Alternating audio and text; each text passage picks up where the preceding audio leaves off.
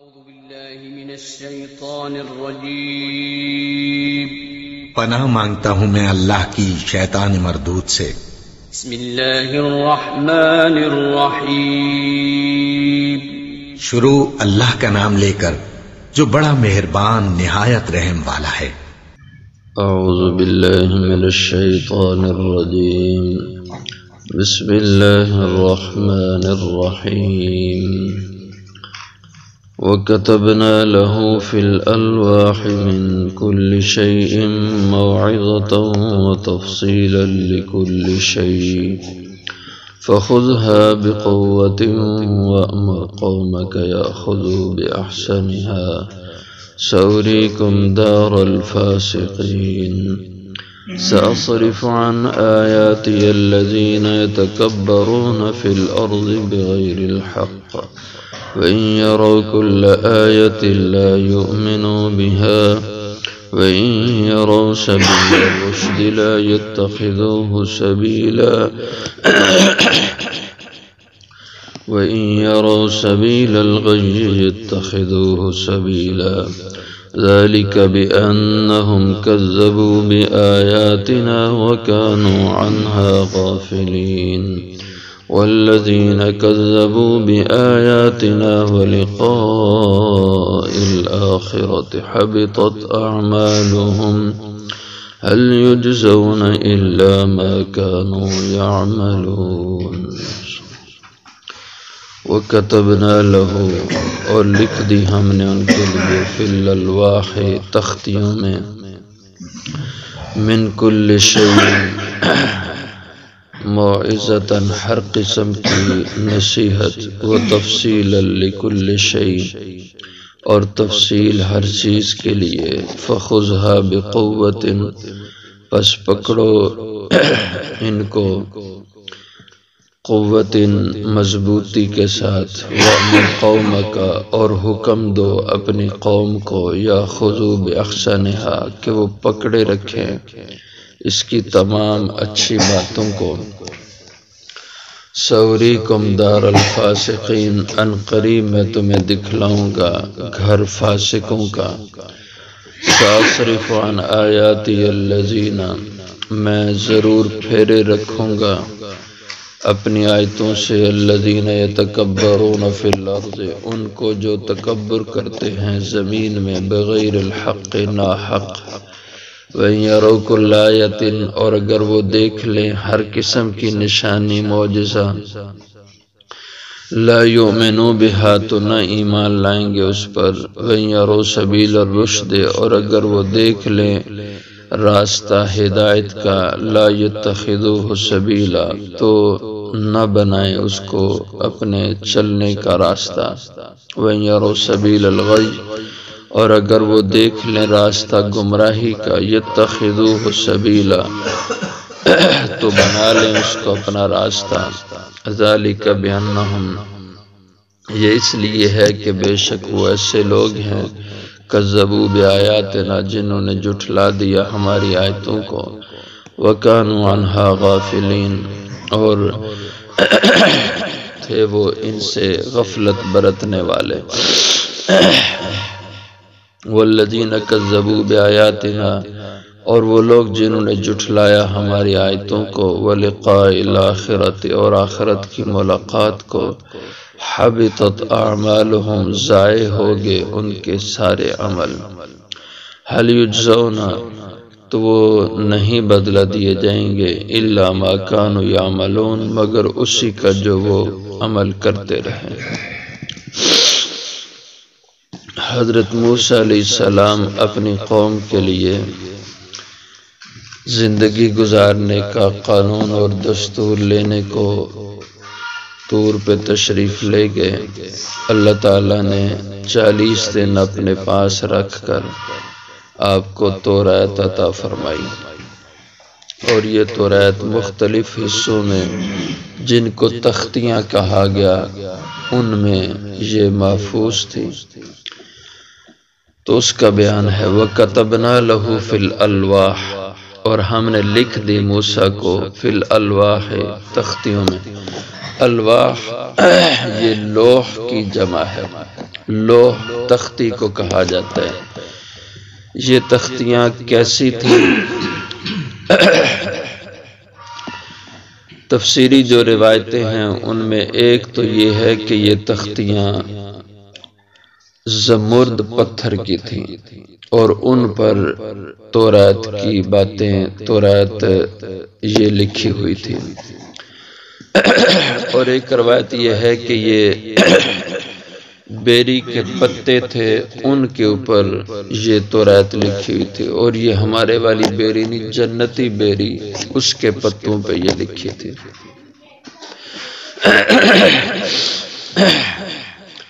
تو ان تختیوں میں اللہ تعالیٰ نے یہ تورات فرشتوں سے لکھوا کے فرشتوں کو کہا کہ یہ احکامات لکھو، تو انہوں نے لکھا، اور وہ تورات اللہ تعالیٰ نے حضرت موسیٰ علیہ السلام کو دی۔ من کل شیء، جس میں ہر قسم کی موعظۃ نصیحت تھی، نصیحت کی باتیں تھیں اس تورات کے اندر، وہ تفصیل لکل شیء، اور تفصیل تھی ضروری احکام کی، لکل شیء، ہر وہ حکم جو ان کے لیے ضروری تھا، جو اس قوم کے لیے جن احکامات کی ضرورت تھی ان کی پوری تفصیل اللہ نے تورات میں بیان کر دی تھی ان تختیوں میں۔ لکل شیء کا یہ معنی نہیں ہے کہ دنیا کی ہر شے کی اس میں تفصیل تھی، بلکہ لکل شیء کا معنی یہ ہے کہ اس قوم کی ضرورت کے جو احکامات تھے ان میں ہر چیز کی تفصیل اس میں موجود تھی۔ فَخُذْهَا بِقُوَّةٍ، اللہ نے فرمایا موسیٰ اس تورات کو اب مضبوطی سے پکڑ لو۔ ایک تو مفہوم مضبوطی سے پکڑ لو، یعنی کہ اس پہ پختگی سے اب عمل پیرا رہنا، اور دوسرا مفہوم مضبوطی سے پکڑنے کا کہ یہ پتھر کی تختیاں ہیں، باری ہیں، ذرا زور سے ان کو پکڑنا تاکہ یہ کوئی آپ سے گرنے نہ پائے۔ وَأْمُرْ قَوْمَكَ، اور حکم دیں اپنی قوم کو بھی، يَأْخُذُوا بِأَحْسَنِهَا، تو اس سے یہ اشارہ ملتا ہے کہ فَخُذْهَا بِقُوَّةٍ سے مراد عمل ہے، چونکہ پیغمبر پہ جو احکام اور اللہ کی وحی اترتی ہے تو سب سے پہلے اس پہ عمل کرنے کا پابند نبی ہوتا ہے، اس کے بعد پھر ان کی قوم اور امت ہوتی ہے۔ اس لیے آگے اللہ نے فرمایا اپنی قوم کو بھی حکم دیں یأخذوا بأحسنها، کہ وہ لیں یعنی عمل کریں بأحسنها، اس تورات کے ہر اچھے حکم کا، اور اس میں جتنے احکامات تھے، جتنی باتیں تھیں، سب بہت اچھی باتیں تھیں، جن میں اللہ جل شانہ کی وحدانیت کی بات تھی، اللہ کی تابعداری کی بات تھی کہ اللہ کا حکم مانو، اس کی فرمانبرداری کرو، اللہ کے نبی کی اتباع کرو، پیغمبر کی باتیں مانو، اور آپس میں ایک دوسرے کو تکلیف نہ دو، ایک دوسرے کو دکھ نہ دو۔ یہ ساری باتیں اچھی اچھی تورات میں اللہ نے لکھی ہوئی تھیں۔ فرمایا سأریکم دار الفاسقین، ان قریب میں تمہیں دکھلاؤں گا گھر فاسقوں کا۔ اس کے مفہوم بھی مختلف تفسیری روایات میں لکھے ہیں۔ دار الفاسقین سے مراد کیا ہے کہ یہ جو فرمایا میں تمہیں دکھلاؤں گا فاسقین کا گھر، ایک تو اس سے مراد یہ ہے کہ ان سے اللہ نے وعدہ کیا کہ یہ مصر جس سے تمہیں نکالا گیا، فرعونیوں نے ظلم ڈھا رکھا تھا، اب پھر تمہیں ان فاسقوں کی جگہ میں تمہیں رہائش پذیر کروں گا۔ تو دار الفاسقین سے مراد مصر جو پہلے فرعونیوں کا مسکن تھا، اور دوسرا اس کا مفہوم یہ ہے کہ دار الفاسقین سے مراد شام کا علاقہ ہے، چونکہ اس وقت شام کے علاقے پہ جو قابض لوگ تھے، قوم عمالقہ تھی، وہ کافر تھے، اس لحاظ سے اس کو دار الفاسقین کہا۔ اور تیسرا مفہوم دار الفاسقین سے یہ ہے، اس سے مراد قبر ہے کہ سأریکم دار الفاسقین، ان قریب مرنے کے بعد میں تمہیں دکھلاؤں گا کہ دار الفاسقین کیا ہے۔ کہ قبر جو برے لوگوں کے لیے دوزخ کا گڑھا بنتی ہے وہ کیسی ہے، یعنی قریب تمہاری آنکھ دنیا کی بند ہونے سے تمہیں سمجھ آ جائے گی۔ اور یہ حدیث پاک آپ صلی اللہ علیہ وسلم نے فرمایا کہ القبر روضۃ من ریاض الجنہ، قبر یا تو جنت کے باغوں میں سے ایک باغ ہے، اور حفرۃ من حفر النیران، اور یا پھر دوزخ کے گڑھوں میں سے ایک گڑھا ہے قبر۔ یہ محض مٹی کا ڈھیر نہیں ہے بلکہ یہ ایک خاص جہان ہے قبر۔ تو اس نسبت سے کہا میں ان قریب تمہیں دکھلاؤں گا دار الفاسقین۔ ساصرف عن آیاتی الذین، میں پھیرے رکھوں گا اپنے آیتوں سے، الذین یتکبرون فی الارض بغیر الحق، وہ لوگ کہ جو تکبر کرتے ہیں زمین میں ناحق، یعنی میری آیتوں سے روگردانی کرتے رہیں گے، منہ پھیرے رکھیں گے وہ لوگ جو متکبرین ہیں۔ تکبر والے ان کو قبول نہیں کریں گے۔ وَإِن يَرَوْا كُلَّ آيَةٍ لَا يُؤْمِنُوا بِهَا، اور ان متکبرین کی حالت یہ ہوتی ہے کہ اگر وہ دیکھ لیں کل آیت، ہر قسم کی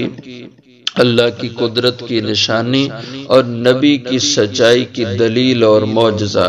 لا یؤمنوا بہا، تو اپنے تکبر میں مبتلا ہو کر اس کو نہیں مانتے، اس پہ ایمان نہیں رکھتے کہ ان کے ذاتی مفادات کے خلاف پڑتا ہے، ان کی انا مٹتی ہے نبی کی اتباع کرنے سے، اس لیے وہ نبی کو نہیں مانیں گے۔ وَإِن يَرَوْا سَبِيلَ الرُّشْدِ، اور اگر وہ دیکھ لیں ہدایت کا راستہ، لا يتخذوه سبیلا، ہدایت ان کے سامنے ہے، اس کی سمجھ بھی آ رہی ہے، لیکن اس کے باوجود جو ان میں تکبر اور غرور ہے، وہ غرور انہیں آمادہ کرتا ہے، اس پہ مجبور کرتا ہے کہ وہ لا يتخذوه سبیلا، ہدایت کی راہ کو اپنی راہ نہیں بناتے، اس کو چلنے کا راستہ نہیں اپناتے۔ وَيَرَوْا سَبِيلَ الْغَيِّ، اور مزاج اتنے بگڑ جاتے ہیں تکبر سے کہ اگر وہ لوگ دیکھ لیں گمراہی کا راستہ، يَتَّخِذُوهُ سَبِيلًا، تو دوڑ پڑتے ہیں اس کے اوپر اور بنا لیتے ہیں اس کو اپنے چلنے کا راستہ۔